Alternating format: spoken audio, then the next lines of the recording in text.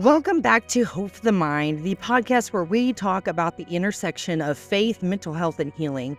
I am your host, Kristen, and today's episode is one I've been sitting on for a while because it's heavy, but it's necessary. This week, I want to talk about our children, our teens, our preteens, the generation growing up right in front of us and falling apart right under our noses. Let me take you back for a second. I remember being a teenager and telling my mom, "You just don't understand what it's like to live in this time." And like most moms, she replied, "I used to be a teenager too." And now, as a mom myself, I see what she meant. She really did understand where I was coming from emotionally, the confusion, the peer pressure, the insecurity. But here's the thing. Today, I don't even feel comfortable saying that to my kids anymore. Because while I do understand the emotions, I can't claim to know what it's like growing up in this culture. This constant, digital, instant access, image-obsessed, chronically overstimulated generation. The one where kids are facing pressures and traumas that most of us didn't encounter until full-blown adulthood. But this is something that we need to talk about as parents, as a community, in our school systems, and in our churches. So hang around and let's be real about this.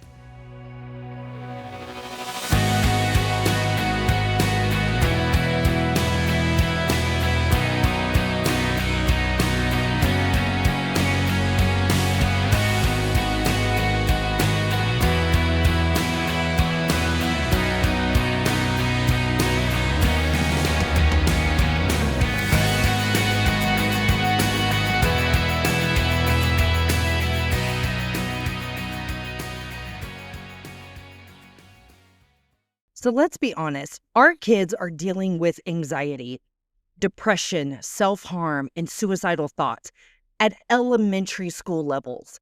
They are navigating social media validation, pornography access, cyberbullying, political division, gender and identity confusion, all while still figuring out how to calculate long division. And I'm not exaggerating. According to the CDC, suicide is now the second leading cause of death for youth ages 10 to 24. I didn't even know what suicide was at 10. Over 40% of teens report feeling persistently sad or hopeless, and more than 1 in 5 high school girls in the U.S. seriously considered attempting suicide in the last year. And no, it's not just because we're talking about it more. While increased awareness does account for some of the rise in diagnosis, their pain is real. We cannot keep gaslighting an entire generation into believing that they're just faking it for attention. And what's worse, many of these kids aren't being diagnosed at all. They're just surviving or trying to. So where are we in all of this? Let's just rip the Band-Aid off. Many of us, parents, schools, churches, are missing it. We are failing them. Some of us are terrified of overdiagnosing or labeling our kids, so we say things like, they're just being dramatic, or it's just a phase, or they just want attention. And then when the worst happens, we're left asking, what went wrong? What went wrong is we were afraid to ask the hard questions, afraid to validate their pain, afraid to sit with discomfort, or maybe too distracted to notice. Here's the hard truth. We cannot afford to be passive anymore. Kids are overdosing, cutting, hiding pregnancies, being groomed online, and walking into classrooms with a smile that masks unbearable pain. So let's look at 3 major systems in a child's life: the home, the school, and the church. In the home, more children than ever are growing up in homes touched by divorce, addiction, abuse, neglect, or chronic instability. And even in households where both parents are physically present and doing their best, there's often one thing missing: emotional connection. We're parenting in a culture of constant burnout. Parents are stretched thinner than ever, working multiple jobs, navigating inflation, fighting to put food on the table, and drowning under the weight of expectations. We've gone from families that could function on a single income with one parent often home and available to dual income households that are still somehow struggling to make ends meet. We're working overtime and yet still coming up short, and not just financially, but emotionally. Many parents are living in survival mode. They wake up, they get the kids ready, they work all day, they cook dinner, they help with homework, they clean up, and maybe have 5 minutes of downtime before collapsing into bed just to do it all again tomorrow. And amidst the chaos, something gets lost. Not because we don't love our kids, but because we're human. We're tired, and sometimes we're trying to raise emotionally healthy children while drowning in our own unresolved trauma. Some of us are parenting with wounds we've never spoken out loud. Some grew up in dysfunction and are now trying to do it differently, but without a blueprint. Some are trying to break cycles without tools, trying to be soft when no one ever showed them how, trying to give their kids what they never had while running on fumes. So what happens? As parents, we become irritable, distracted, emotionally unavailable, and we start snapping instead of listening, avoiding instead of engaging, and numbing instead of nurturing. The home becomes a place of tension instead of refuge, a place where kids walk on eggshells, not because they're unloved, but because they don't know which version of mom or dad that they'll get today. And the heartbreaking part of this is kids don't interpret our emotional absence as mom is stressed. They internalize it as I might be the problem. They don't see our exhaustion as circumstantial. They see it as a personal rejection. That's how attachment wounds are formed. That's how emotional neglect, even unintentional, begins to chip away at their sense of identity and safety. About the school system, and I'm not talking just the academics, but the environment. Our kids are sitting in classrooms for 7 to 8 hours a day, and not including after-school tutoring, clubs, sports, or part-time jobs for high schoolers. Many of them eat lunch in 15 minutes or less. They get very few bathroom breaks. They are told to sit still, absorb, perform, and produce. Now throw in standardized testing and suddenly school isn't about learning anymore. It's about performance.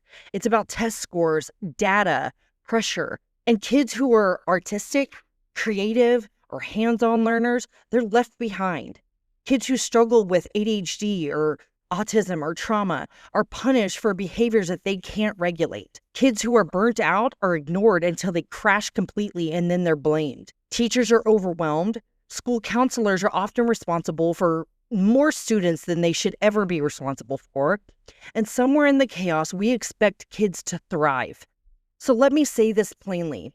The classroom, the modern classroom, is not designed for mental wellness. It is a pressure cooker, and our kids are boiling over.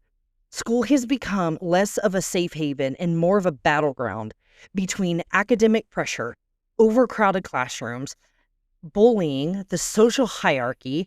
School is often where trauma happens, not where it's addressed. Mental health resources in schools are stretched thin. Teachers aren't meant to be therapists. Counselors are overloaded. And counseling is only a small fraction of what they're even responsible for. In many schools, the counselors are responsible for scheduling and class selection, and policies often prioritize grades over well-being and school scores over students' mental health. Now, we've talked about the home and we've talked about the school. Let's talk about the church. And I know I'm going to step on some toes because as much as we want to blame the world and the system, I have to ask, where is the church in all of this? Are we helping or are we harming? We preach purity, but we don't talk about pornography addiction or how to abstain from sexual immorality. We preach marriage, but we don't address domestic violence. We teach abstinence, but we don't talk about God's design for sexuality. We preach modesty, but we don't address eating disorders or body image. We talk about being modest to cover up as if our bodies are something nasty and something unpure that can't be seen, instead of teaching children and teens that we cover up because our body is so beautiful and beautifully made and holy in God's eyes, and He wants that saved for Him and for our future spouses. We preach joy, but we don't talk about depression. We encourage trust in God, but ignore financial abuse and poverty cycles. We emphasize spiritual authority, but we don't confront manipulation and control. We honor elders, but don't call out generational trauma. We promote revival, but stay quiet about burnout in ministry. We preach family values, but exclude single parents. We uplift testimonies, but don't talk about relapse. We emphasize giving, but don't acknowledge financial desperation. We talk about loving your neighbor, but avoid people struggling with sexuality or gender because that's too taboo. And we are afraid that if we're seen with people like that, they might think that we promote that. We promote accountability, but don't create safe spaces for confession. We preach spiritual warfare, but we don't talk about suicidal thoughts. We talk about joy, but we don't make space for grief. We talk and tell kids to pray more without giving them practical tools to navigate depression or trauma. We say we're a family, but we make kids feel ashamed for their doubt, their mental illness, their struggles. We tell them to confess their sins, but when we don't give them no safe space to unpack their pain, they don't feel comfortable expressing or confessing their sins. And listen, I love the church. I serve the church, but I also know that we can do better. This one's tough to admit, but sometimes the very place that should feel safest is where kids feel the most judged or ignored. So how do we change this? Let me start by saying we don't just need more structure. We need God in the center. Psalms 127:1 says, "Except the Lord build the house, they that labor in vain." It's easy to feel helpless, but the truth is we're not. We can fight for this generation, but it's going to take honesty, intentionality, and sacrifice. We have to listen, stop assuming, start asking, what is my child struggling with? How is their heart doing? What might they be afraid of? And then when you ask these questions, shut up and actually listen. We have to create safer spaces, whether it's at home, at youth group, in a classroom, or in your car. Create places where kids can cry, vent, doubt, wrestle without fear of judgment. Tell them often, you can tell me anything. I'm not going anywhere. I believe in you.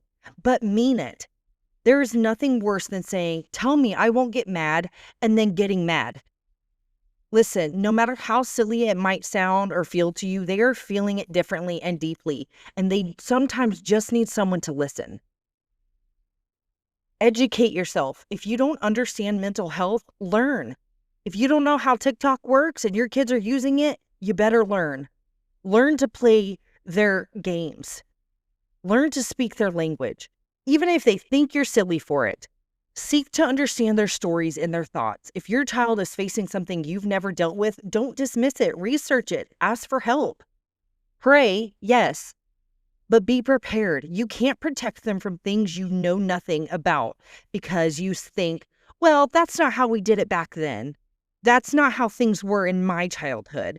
Or I'm just stuck in my old ways.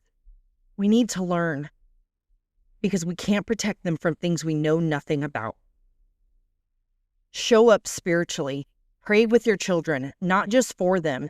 There is incredible power in intercession, yes. Praying for your child in the secret place is one of the most holy acts a parent can do. But if they never see you pray with them, if they never hear you pray and cry out to God on their behalf in real time, they may grow up believing that prayer is only something private and polished, not messy and relational. And I will admit, as someone who prefers praying alone and in silence, this is something I struggle with. But we have to stop treating prayer like a performance or a last resort. Prayer should be the first language in our home, and that includes bringing God into the mess of emotions, not just the blessings and the meals. When your child is anxious, pray out loud. When they're overwhelmed, open the Bible together. When they're angry, model taking that anger to the Lord and not bottling it up or pushing it down. Cast all your care upon him, for he cares for you. Model that. Teach your kids how to cast, not just how to memorize scriptures, but how to wrestle like Jacob, how to weep like Jeremiah, how to lament like David, how to question and trust at the same time like Jesus did in Gethsemane. Let them see that God is not afraid of their tears, their questions, or even their anger. He doesn't shame them for it. He draws near. Psalms 34:18 says, "The Lord is nigh unto them that are of a broken heart." We quote this verse like a comfort, but it's also a commission. And if God is close to the brokenhearted, then we should be too. Let your home reflect that closeness. Let your child know you can cry here. You can question here. You can even question God here. You can be silent, loud, scared, confused, and still be completely loved right here in this home. Because that's what God offers us. And we are called to mirror that as parents, mentors, and ministers. So let your home be a house of prayer, not perfection. Let your ministry be a hospital, not a showroom. Let your relationship with your child be a living, breathing testimony that faith isn't about having it all together. It's about trusting the one who holds it all when we're falling apart. Let them see that kind of faith. Let them hear it. Let them feel it in your arms and in your prayers, because that's what will anchor them when everything else in life feels unstable. Now, how can the church help? And for my fellow ministers, youth pastors, Sunday school teachers, this part is for us. We have to stop pretending like if we ignore it, then it'll go away. We are called to shepherd, not just preach, not just perform, not just put on events, but to shepherd. That means training youth leaders in trauma-informed care, making altars safe spaces for grieving, weeping, and yes, even questioning. It means offering mentorship, not just messages. It means equipping parents, not shaming them. It means creating bridges between counseling and spirituality. So let's stop making mental health a side issue and recognize it is a discipleship issue, because how we handle the minds of our youth will determine how they see the heart of God. Let your church be the place where a teen can walk in with scars on their wrists and walk out knowing they're still wanted by God and his people. This is a generation worth fighting for. This generation is not lost, but they are in a fight, and they are looking for someone to show them how to fight back with truth, with love, and with faith. So if you're tired of watching kids suffer in silence, start showing up loudly. If you're tired of wondering what went wrong, start asking what can be made right. And if you felt hopeless, remember, God hasn't given up on them, so neither can we. This generation is exhausted. They are overexposed and under-equipped. They are hungry for truth, connection, and purpose, and they are worth every ounce of energy, prayer, compassion, and action that we can give them. So let me say it clearly, we are not too late. God is not done with Gen Z. He is not done with Gen Alpha. He is not done with quote-unquote rebellious teens. He is raising up a remnant. And if we're brave enough to show up, flawed, real, and faithful, he will use us to reach them. So let me leave you with this. If your child is struggling, don't panic. Be present. If you're in ministry, listen more than you speak. And if you feel overwhelmed, God sees you. He sees them. And if you're part of the church, this is your call to rise up. Train up a child in the way he should go, and when he is old, he will not depart from it. We use this a lot directed at parents, but this is applicable to everybody.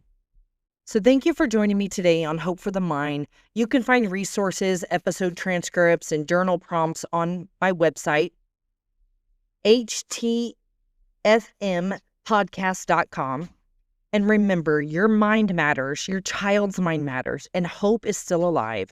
So until next time, hold tight to grace, speak life over your children, and never stop showing up.